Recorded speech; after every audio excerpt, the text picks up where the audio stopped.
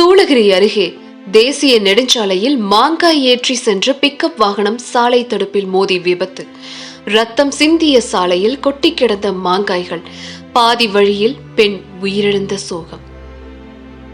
கிருஷ்ணகிரி மாவட்டம் சூளகிரி அடுத்த சப்படி அப்படின்ற இடத்துல மாங்காய்களை ஏற்றி சென்னை டு பெங்களூர் தேசிய நெடுஞ்சாலையில கொல்லப்பள்ளி அப்படின்ற இடத்துல கிருஷ்ணகிரியை நோக்கி போயிட்டு இருக்கும் போது பிக்கப் வாகனம் சாலை தடுப்பின் மீது ஊதி விபத்துக்குள்ளாகிருக்கு.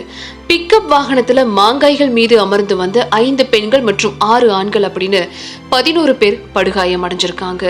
மருத்துவமனைக்கு கொண்டு போற வழியில சென்னசந்திரம் அப்படின்ற கிராமத்தை சேர்ந்த பத்மா அப்படின்றவங்க பரிதாபமா உயிரிழந்திருக்காங்க. படுகாயம் அடைஞ்சவங்க கிருஷ்ணகிரி அரசு மருத்துவக் கல்லூரி மருத்துவமனையில தீவிர சிகிச்சை பிரிவுல அனுமதிக்கப்பட்டிருக்காங்க. மாங்காய் வாகனம் சாலையில விபத்துக்குள்ளானதால சாலையில சிதறி கிடக்கும் மாங்காய்களால சாலை போக்குவரத்து பாதிப்பு ஏற்பட்டதால சூளகிரி போலீசார் மீட்பு பணியில ஈடுபட்டிருக்காங்க. இதனால அந்த பகுதியில அரை மணி நேரத்துக்கும் மேல போக்குவரத்து பாதிக்கப்பட்டிருக்கு.